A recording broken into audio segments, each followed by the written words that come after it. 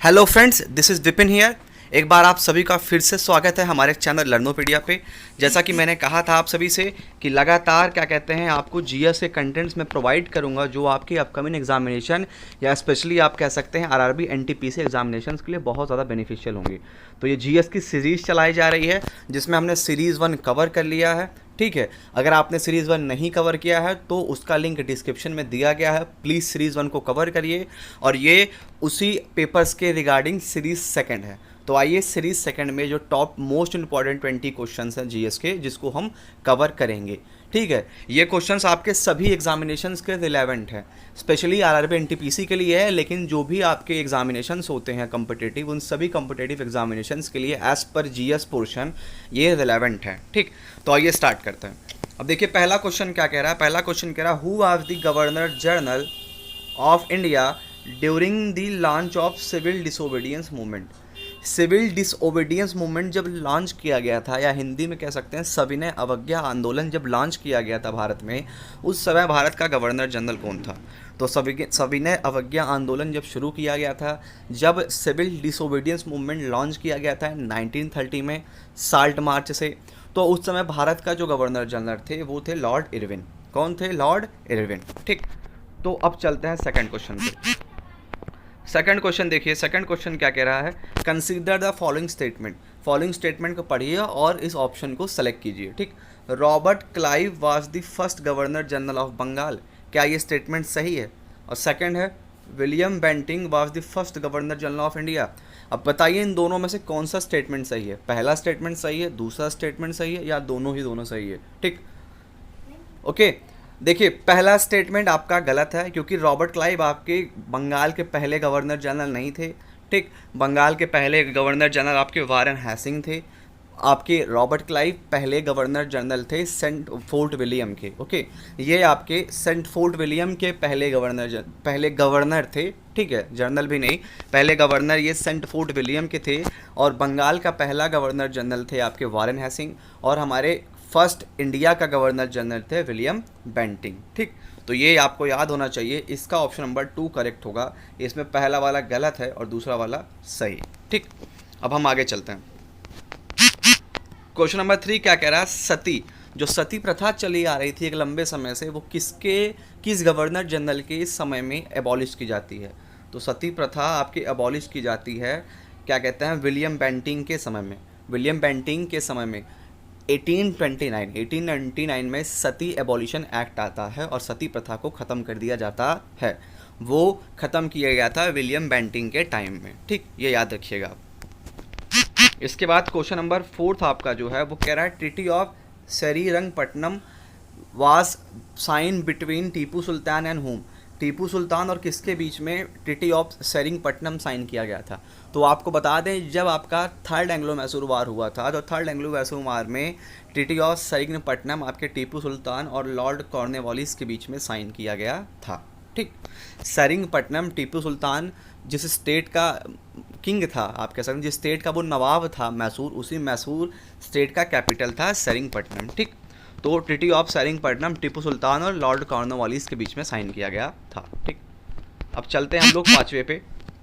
Fifth question है under हुम administration did archaeological survey of India start functioning. ASI. ठीक है, एएसआई का जो ऑफिस है, या आप कह सकते हो एएसआई का फाउंडेशन या एएसआई का एडमिनिस्ट्रेशन वर्क किस पर्टिकुलर लॉर्ड के, किस पर्टिकुलर गवर्नर जनरल, या आप कह सकते हो किस पर्टिकुलर क्या कहते हैं जो भी ब्रिटिश एडमिनिस्ट्रेशन उस टाइम पे था, किस पर्टिकुलर क्या कहते हैं उसके समय में उसका फंक्शनिंग स्टार्ट हुआ था। तो आपको ये पता होना चाहिए कि एएसआई जो था आर्कोलॉजिकल सर्वे ऑफ इंडिया का फंक्शन स्टार्ट हुआ था लॉर्ड कैनिंग के समय में। और एक और चीज़ बता दें 1857 का जब रिवोल्ट हुआ था उस समय भी इंडिया के जो लॉर्ड थे आपके कैसे गवर्नर जनरल थे वो लॉर्ड कैनिंग थे। और 1857 के बाद क्या कहते हैं पूरी तरीके से जो कंपनी का रोल था वो ब्रिटिश क्राउन के अंडर में चला जाता है। और 1858 में जो गवर्नर जनरलशिप था उसे ख़त्म करके वाइसरॉ स्टार्ट कर दिया जाता है। तो इंडिया के पहले वाइसरॉ भी लॉर्ड कैनिंग थे, इसे आप लोग याद रखिएगा। ठीक, अब क्वेश्चन नंबर 6 से देखिए विच one of the following university not establish bye Lord Dalhousie. In 3 following universities में से ऐसी कौन सी यूनिवर्सिटीज़ है जो लॉर्ड डलहौजी द्वारा नहीं इस्टेब्लिश की थी? तो लॉर्ड डलहौजी को मॉडर्न मेकर ऑफ इंडिया भी कहा जाता है। लॉर्ड डलहौजी का शासनकाल 1848 से लेकर 1856 तक था और इन्होंने अपने शासनकाल के समय में बहुत सारे चेंजेस, बहुत सारे डेवलपमेंट किए थे। ठीक, 1854 में जब वुड डिस्पैच आता है तो वुड डिस्पैच के अकॉर्डिंग इंडिया में 3 यूनिवर्सिटी इस्टेब्लिश की जाती हैं, मुंबई, मद्रास और कोलकाता में, दिल्ली में नहीं होती है। तो इस पर्टिकुलर क्वेश्चन का जो ऑप्शन होगा वो होगा दिल्ली। ओके, लॉर्ड डलहौजी के टाइम में 1854 में जब आपके वुड डिस्पैच इंडिया आता है तो वुड डिस्पैच में मद्रास, बम्बई और कोलकाता में यूनिवर्सिटीज़ खोली जाती हैं। ठीक, दिल्ली में नहीं। तो आई होप क्वेश्चन नंबर 6 का आपको ऑप्शन समझ में आ गया हो। क्वेश्चन नंबर 6 का ऑप्शन नंबर सी करेक्ट है। ठीक, क्वेश्चन नंबर 7 बहुत ईजी है।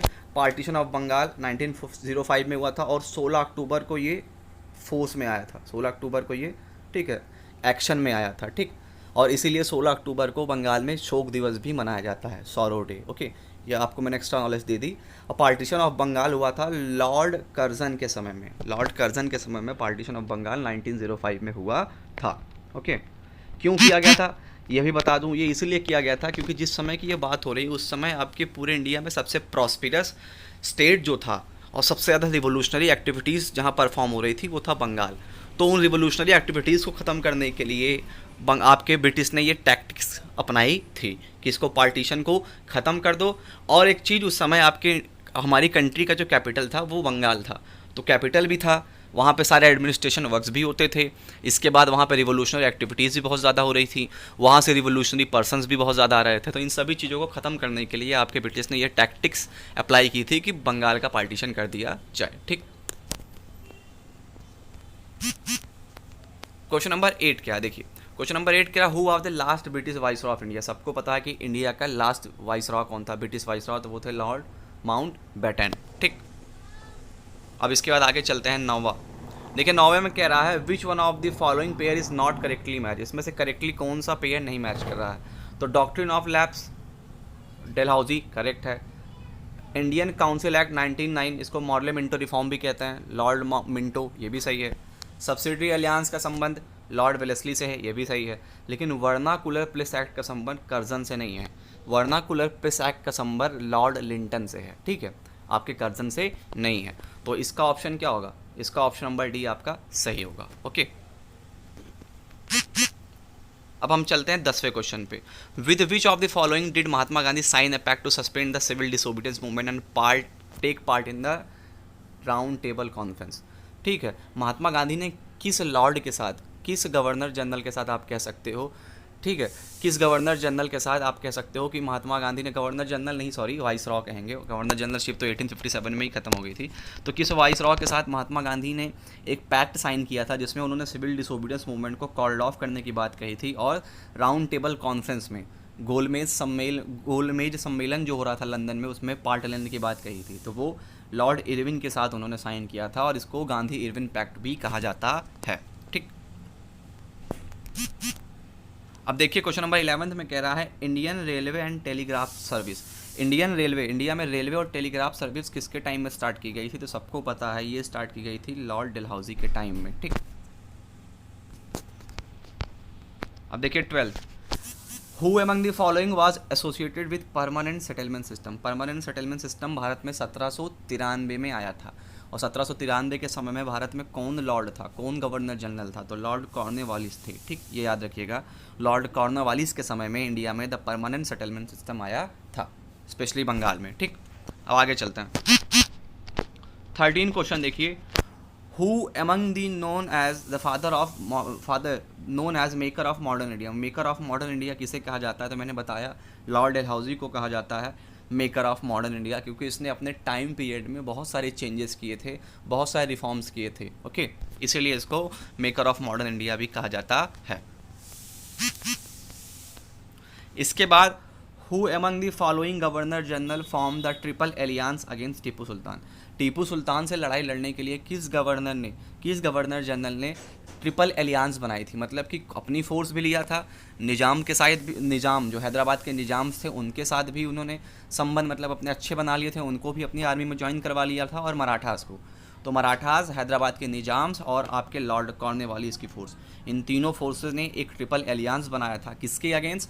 मैसूर के नवाब टीपू सुल्तान के अगेंस्ट। ये याद रखिएगा आप लोग, ठीक। 15th, ठीक, who of the following took keen interest in the construction of Warangal lodge in Shimla and also become its first occupant in 1888। 1888 के समय में जो वारंगल लॉज शिमला में बना था, उसका कंस्ट्रक्शन में किसको बहुत ज़्यादा इंटरेस्ट था? तो ये था आपके, आप कह सकते हो डफरिन जी को, लॉर्ड डफरिन जी को। और 1885 में जब आईएनसी का फॉर्मेशन होता है, इंडियन नेशनल कांग्रेस का, तो उस समय में भी लॉर्ड डफरिन ही थे, ठीक। तो इस तरीके से भी आप इन्हें याद कर सकते हैं। अब 16 वाला देखो, कह रहा है कि Dalhousie has been regarded as the maker of modern India because he bought about reforms and made beginning in many field which one of the among the following was not one of his scheme to reform. इन चारों options में बताना है कि इन चारों options में से इनमें से कौन सा रिफॉर्म लॉर्ड डलहौजी के टाइम में नहीं किया गया था। लॉर्ड डलहौजी ने 1848 से 1856 टाइम में अपना समय भारत में दिया था और इसने बहुत सारे चेंजेस किए थे, बहुत सारे डेवलपमेंट किए थे। तो इन फॉलोइंग पॉइंट्स से बताओ कि कौन सा डेवलपमेंट उसके द्वारा, कौन सा चेंजेस उसके द्वारा नहीं किया गया था। तो फैक्ट्री एक्ट में इंडियन लेबर्स की कंडीशन को इम्प्रूव करने में फैक्ट्री एक्ट में इसने कोई भी रिफॉर्म्स, कोई भी चेंजेस नहीं किए थे। एजुकेशनल रिफॉर्म्स किया था वुड डिस्पैच के ज़रिए, रेलवे और टेलीग्राफ का कंस्ट्रक्शन भी किया था, पीडब्ल्यूडी को भी इस्टेब्लिश किया था। बस केवल फैक्ट्री एक्ट को इंट्रोड्यूस नहीं किया था, फैक्ट्री एक्ट में कोई भी रिफॉर्म नहीं किए थे जिससे आपके इंडियन लेबर्स की कंडीशन इंप्रूव हो सके। तो आप लोग याद रखिएगा, क्वेश्चन नंबर 16 का ऑप्शन नंबर डी आपका करेक्ट है, ठीक। अब क्वेश्चन नंबर 17, ठीक है, who among the following is known as the father of local self government in India. India में लोकल सेल्फ गवर्नमेंट किसे कहा जाता है? तो लॉर्ड रिपन को, ठीक। 1892 या कह सकते हो 1882 में सबसे पहले आपका ये सेंसस स्टार्ट हुआ था, ठीक। सेंसस, सॉरी, यहाँ मैं सेंसस की बात कर रहा हूँ, ये लोकल सेल्फ गवर्नमेंट की बात हो रही है। लोकल सेल्फ गवर्नमेंट समझते हैं ना?